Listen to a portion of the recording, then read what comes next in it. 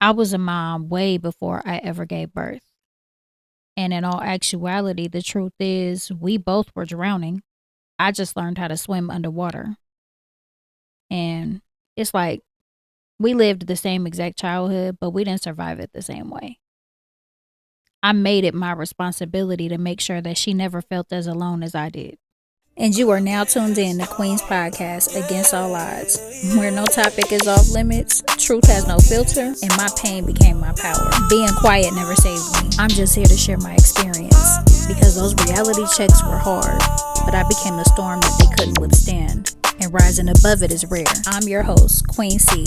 And around here, we don't sugarcoat. We turn our stories into strength and figure this shit out. They say it takes a village to raise a child. But sometimes you are the village. There's nobody else there. So it starts with you. Despite what my mom was going through, and no matter how chaotic our home life was, she instilled a lot of good qualities in me. And one of those things was, as the oldest, you protect your sister. That's your job to do that. And when you're younger, sometimes you're not able to see how important certain things are until you get older and you look back on them. And this is one of those things because, as I got into adulthood and I'm starting to hear other people's stories and pay attention to certain things, I realized not every parent is like that. Every parent doesn't instill those type of qualities in their kids. You got parents out here that will play favoritism, play siblings against each other, or just flat out not teach them these kind of things. And so now that I'm an adult and I look back and I realize how important that was, I be feeling bad, wishing that I could go back and thank her for some of the things that she taught me. Remember even the smallest things. If I made me a bowl of cereal, it was like, did you make sure your sister ate? If we were playing outside, are you watching your sister? You protect your sister. You make sure nobody touches your sister. If I had a toy, you share with your sister. She taught me that at a very, very early age, and she stayed on me about it. And I subconsciously developed that natural protectiveness over her to where it's just something I knew I had to do. Everybody processes trauma differently. Me and Nay were 5 years apart. And like I said, although we lived the same exact childhood, we survived it differently. The storm, I screamed through it. I was very outspoken. I had a voice and I wanted people to hear me. Whereas my sister, she's total opposite. She processed hers by staying silent, not wanting to talk about it, not wanting people to know. I think it was her defense mechanism was to try to block it out as much as she could. If I don't speak about it, it's not really the reality. And it was just very different for me. After the first episode launched, I got a lot of DMs from people wondering what would happen to your sister when you were locked up? Who would look after her? And I had screenshotted that and I sent it to her and I said, are you okay with me going back a little bit further and, sharing some of these specific details? And she was like, fuck no. And I said, why? And she was like, because that's so embarrassing and I haven't told anyone about that. Only one person knows, which is her best friend. And I was like, I know, but, it's our childhood and, it would help people understand the story a little bit more if they knew that. And she was like, no, Nana, that's what she calls me. She was like, that's so embarrassing. Like, okay, I get it, but that's part of our childhood. You can't change that. You know that, right? And she was like, I know, but still it's embarrassing. And she was like, no, I'm not ready for that. Like one day I'm gonna tell my daughter, which is my niece. And she was like, but not right now. And, in a sense, I have to respect her privacy in terms of that. But I am going to share with you guys as many details as I can that I know she would be comfortable with. Um, so it's crazy because, like I said, we lived the same childhood, but we handled it completely opposite. My sister was almost 4 years old. I was almost 9. when we lost our place. And I still remember that morning. The sheriffs, they knocked on our door. It was a short, fat white man. And they were telling my mom, she had to get out. They gave us a few minutes to gather as much as we could. I remember her just crying really, really bad. She was like, just get whatever you can. I remember throwing a bunch of stuff in a bag. Anyway, we went to the homeless shelter from there. We stayed there for a while. My dad wasn't with us. And I remember sleeping on those bunk beds. I hated it there. Oh, I hated it there. It was really loud. I didn't like the smell. I didn't like the bathrooms. And they make you leave throughout the day. I remember my mom taking us to the park every day. She would get a loaf of bread and we would feed the ducks. We would chase the peacocks. I just, still to this day, I hate the park. We spent a lot of time in the park. My sister loved it. She would have fun. She didn't know what was going on. But I remember my mom being really, really sad around that time. School days were easier. She would drop me off at school and she would tell me, like, just have fun. Make sure you eat. And her and my sister would go wherever they went until it was time for my mom to pick me up. And then we would go to the park. We would sit there until evening time. My mom was just, she was just, she was like spaced out, kind of like she was in a trance. She was just really sad. She was down, very, very down.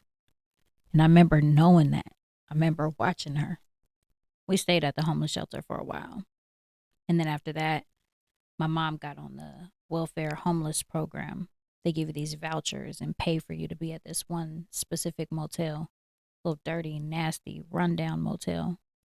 And you could tell everybody else that was staying there was on that program too. But my dad came. He came with us to the motel.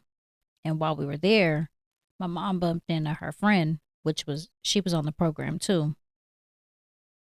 She's actually like family. We have family that's linked to each other. And she had been there already for a while. So she was telling my mom, if you don't have a place by the time your program ends, you can come stay with me.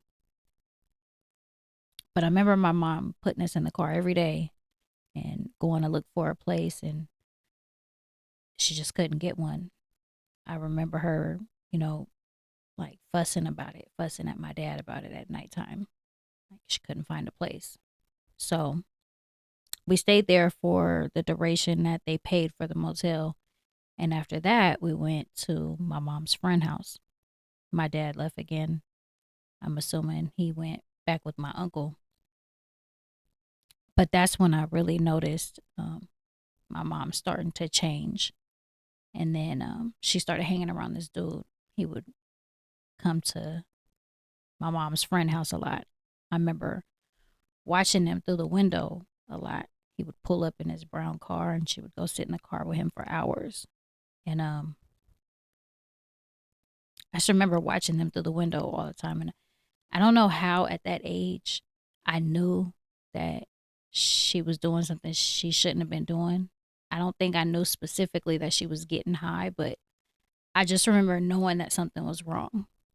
But one day she pulled off. And I was always one of those kids that asked a lot of questions. I asked a lot of questions and I was very, very nosy. So I remember talking to her friend and I was like, where'd my mom go? And she was like, oh, she'll be back. And we were in good hands there. I knew she wouldn't have left us for long. I never felt like she would just leave us. Like, and my mom's friend had a lot of kids. So we were having fun. Um, but I remember that day I was like concerned, like the hell's going on. But her friend was like, oh, just she'll come back in a few days. She'll be back. She just needed a break. And I was like, okay. So my dad, I'm not going to say it was malicious, but he picked us up that week and it was very vindictive.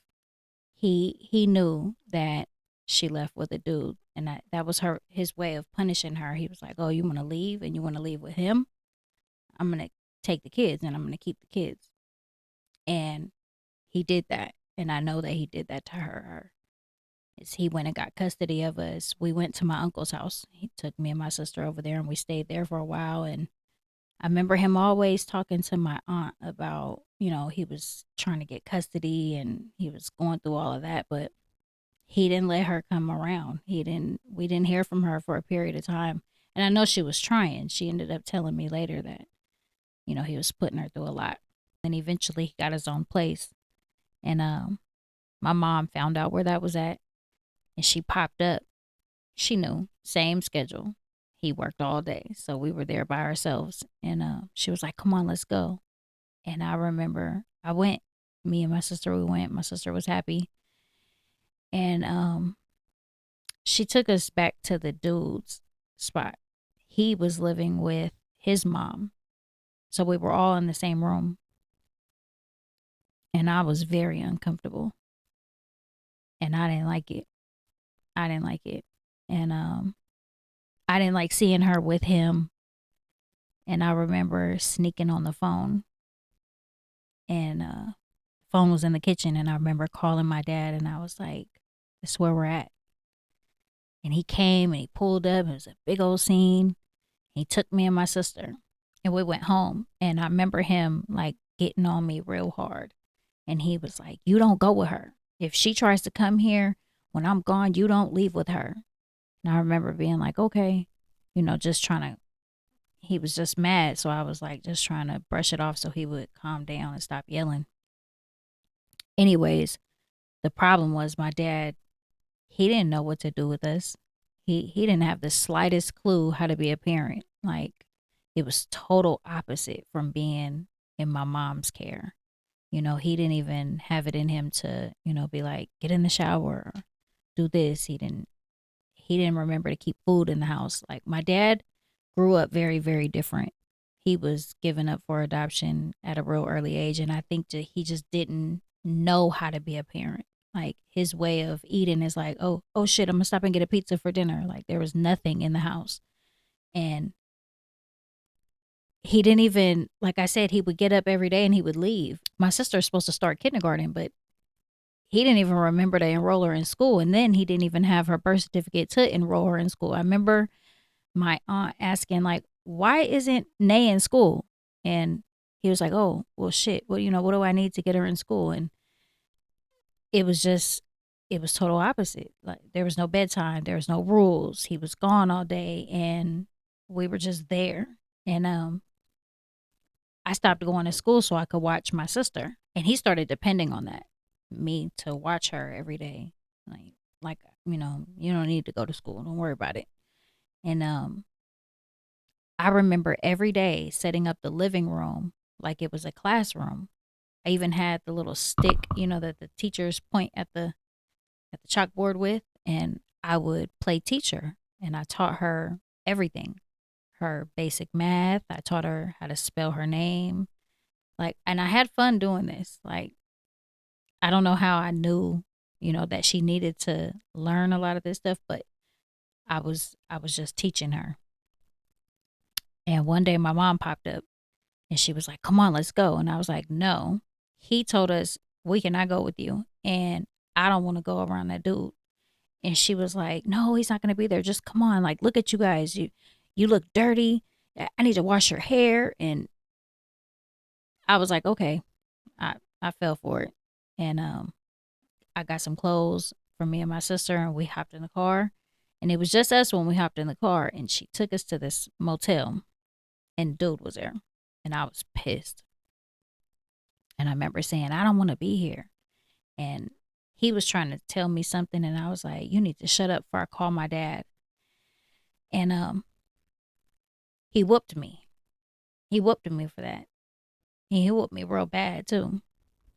I was being bad though, but he didn't have no right to put his hands on me. But I remember him whooping me real bad, and I was like under the little desk thing, and I remember my mom yelling for him to stop. And when I was able to get out, when she got in the way of him, I grabbed his wallet off the counter and I threw it in the pool. Like when you open the door, the pool area was right there. We were staying at this motel called the Golden Penny. The pool was over the balcony. Threw the wallet in there. And he came back in there and he whooped my ass. Anyhow, I don't know what made him go back out. I think he went back out to get the wallet or something, but I got on that phone and I called my uncle's house and I told him real fast, like, we're at the Golden Penny. And I told him the room number and my dad came and dude was gone by then, but he like put his hands on my mom and then he got us and we left and we went back. We went back home. And like I said, he didn't know how to be a parent. So he also didn't know how to like keep up with the bills. Or he had the money. He had the money. At this point, I'm watching him sell weed, a lot of it, on top of the fact that he's gone all day for work. But for whatever reason, he didn't keep up with nothing in the house. Water would be cut off, PG&E would be cut off, and he never bought us clothes or shoes or nothing. And eventually, one of these little females that used to be around, she was a girlfriend of one of my dad's partners. She started, helping to babysit my sister, and that gave me more time to run wild. Like I said, there was no rules, none, no bedtime. House was in and out all day, people coming and going. It was just like the kickest spot, and he didn't do what he needed to do, and so I started stealing a lot.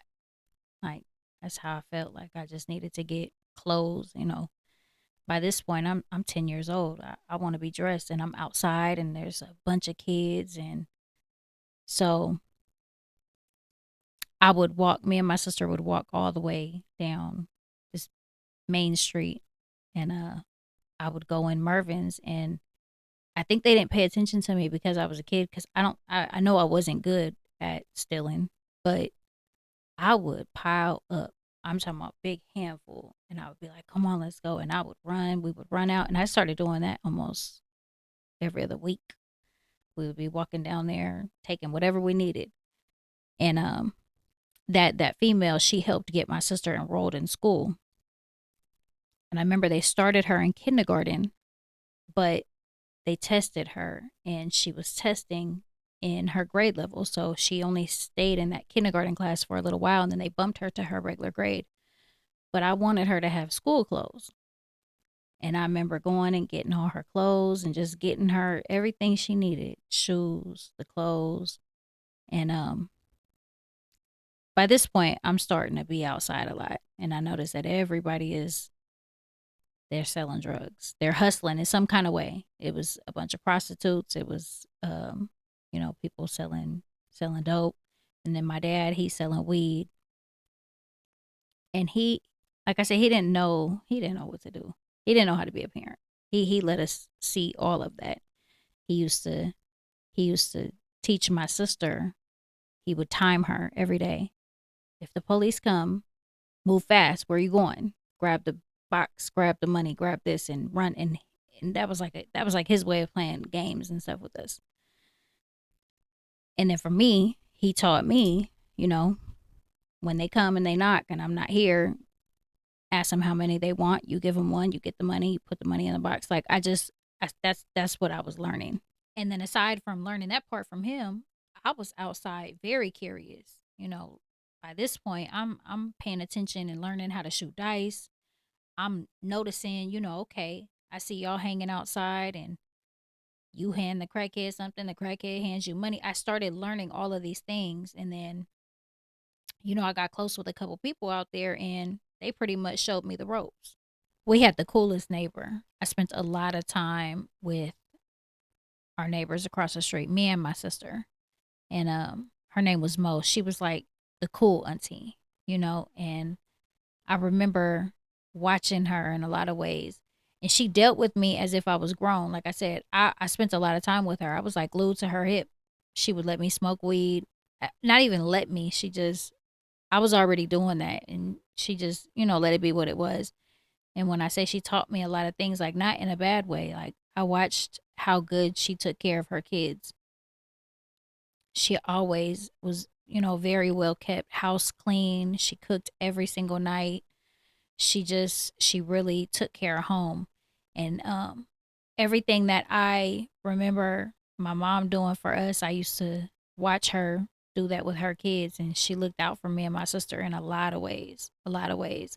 My dad would trade her weed to clean our house a little bit, and we didn't have running water. So she would let me shower there. She would let me eat dinner there every night. She When she cleaned our house, she would carry the buckets of water over to flush the toilets and just clean up a little bit. But every day, that's who we were with while my dad was gone all day. You know, the little females that he would get here and there to help babysit Nene, they would come and go. Sometimes it would only be weeks at a time, or just it was nothing stable. But with Mo, she was there for everything. And it was too hard for her to tell my mom when my mom would pop up that she couldn't see my sister. So I remember her always telling her, like, Rose, just don't take her. Like, Johnny's gonna flip out, but she would still let my mom visit. And one time, she took her. My sister wanted to go with my mom, and she took her. And my dad, he whooped my ass for that, like real bad. My first time in juvenile hall, I was sitting on Mo's porch, and my sister was playing outside with the other kids. We had a lot of kids on our block. But one of the other neighbors, his name was Jonathan, he had hit my sister with a rock and made her cry. So when she came running up to me, I start fighting him. And he's a boy, he's getting the best of me. And there was a glass bottle sitting on the porch while I was fighting him. And I picked that bottle up and I busted him upside the head with it. And they took me to juvenile hall for assault with a deadly weapon. I was 11 years old. I didn't have to stay long, maybe only like a couple of weeks, but that was the beginning of the cycle because it was enough to put us on their radar. And now I'm on paperwork, and you got probation officers being in your business, and now they want to pop up and they want to do home visits, and it just fucked a lot of things up. And before you know it, I was right back in. And I had caught another charge for assault with a deadly weapon and great bodily injury. And it led to me getting sent to this little facility thing that's connected to juvenile hall. It's a program that you're supposed to be there 4 months. And they do like family reunification and things like that. I had my 13th birthday there. And I was there maybe a month and a half, and I got in another fight, and I got sent back to juvenile hall. And this time, probation officers needed to do a recommendation to the courts for, whatever was going to happen. And they couldn't get a hold of my parents. And I was one of those kids that I didn't trust anybody. Anybody. So, when people would come talk to me, I was either vague, or there would be times where I'd sit there like a mute, like they were speaking another language. Anyways, they recommended placement. So I got sent to my first group home at 13, and that was a whole different type of world. That showed me that the world and the people in it could be a very ugly place. I ran away from the group home one time, and by the time I got back to our city, they were homeless again. But when I showed up to where they told me they were at, the living conditions were just, it was really, really bad. It was so bad to a point where I sat down for a second, and I remember thinking, like, hell no. Get your shit. Let's go. And my dad, he didn't pay no mind to it. He was, all right, where you guys about to go? Somewhere out of here. I'm not. At that point, I knew no matter what I got to do, I'm not staying here, and I'm not leaving my sister here. And it was really, really bad. Yeah. So we left, and I was just right back outside, and that's when I just knew, like, I don't care what the circumstances are, long as I'm around, she's gonna be with me. I was already into selling drugs by this point. I bought my first 50 pop when I was like 11, 12, and just from being outside watching everybody else, you spend $50, you cut up 10 rocks, 12 if you stretch it, you get $10 a rock, you more than double your money. So that's just what I did. And back then I used to get dope fiend rentals a lot. That's where you give a cokehead a rock, two rocks, and they let you use their car for a couple hours. So, you know, I would have my sister with me, we'd be driving around, and as bad as it sounds, we were okay. I made sure she had clothes, she had food. I kept a motel, and she was right there to watch me do it all. There will be times where I would drop her off at my friend's house for a little bit, let her play there while I go do what I got to do to make some money. And then there was other times where she would be on the block with me. There's kids on the block. She'd be up there playing. I'd be down the way by the store making my little sales, and we were okay. We were okay. And that's just what we did. Everywhere I went, she went with me. And for a period of time, I went to live with one of my best friends at the time, and their family became our family. We were a package deal, and they took her in like they took me in. And for the most part, nobody needed to worry about us. I had us. She may not have been in the best environment, but she was well taken care of. She never missed school. She she had fun. She had fun, and I did my best to make sure that she didn't feel any difference, you know. And thinking back on it, it's like I know it exposed her to a lot, but it taught her a lot as well. And of course, me being on the run and plus the shit that I was doing, it would lead to me getting picked up. And so therefore I was in and out. And when you get to juvenile hall, you get one intake call. You're supposed to call your parents and let them know, where you're at. My intake call was always to call and get her situated. And I remember that always like being my biggest issue. I didn't give a fuck about being in juvenile hall. I cared about what she was gonna have to deal with while I was gone.